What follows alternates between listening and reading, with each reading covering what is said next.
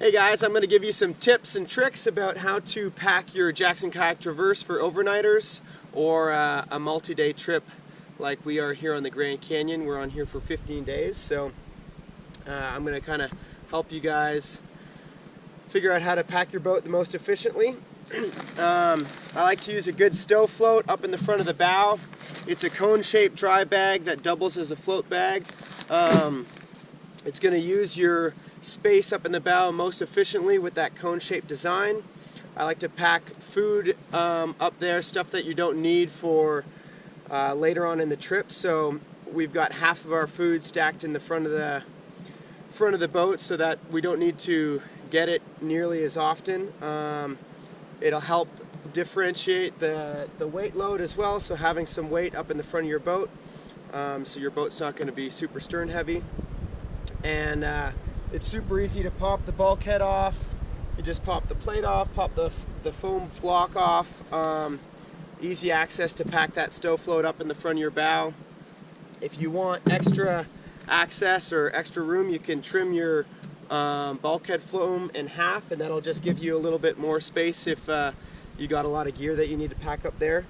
In the cockpit area, I've got pretty easy access space, so I've got first aid kit right here that I strapped to the center wall. I've got my throw rope right between my legs, and my water bottle also strapped to the center wall. So for rescue situations or anything like that, having a throw bag and a first aid kit, easy access is pretty important. Staying hydrated throughout the day is obviously a good idea as well, so having a water bottle, pretty easy access is key as well. Right behind the seat here is another pretty easy access point. So I've got some small items such as my stove and pot, as well as a day bag that I've got snacks and stuff like that. If it's a cold day, maybe put a hat or a toque in there to stay warm when you're scouting or stopping for lunch. So pretty small items can fit right behind your back band really easily. It just kind of pops up. You can stack stuff in there. We've also taken the little center wall out of there to even have more storage space available. So if you're packing for a big trip or need more space, you can kind of just pop that out really easily, and you've got added space there. Now back here with the stern hatch, that's kind of your biggest space available. Obviously your bigger items. I've got a camp chair that I fold down, kind of fold that in nice and easily.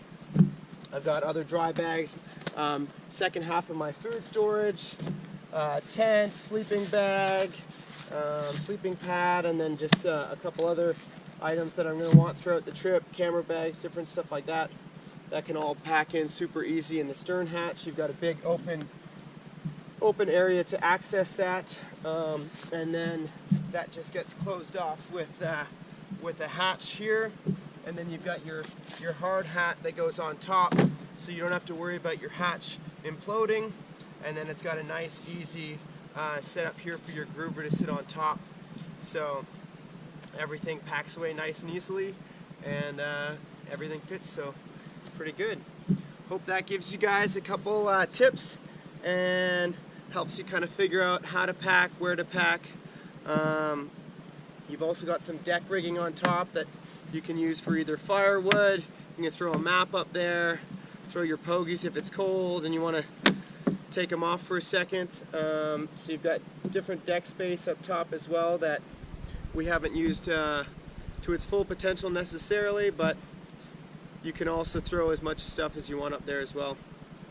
So yeah, hopefully you guys can pack your boats and get out on an overnight trip. It's pretty nice camping out on the river. Cool.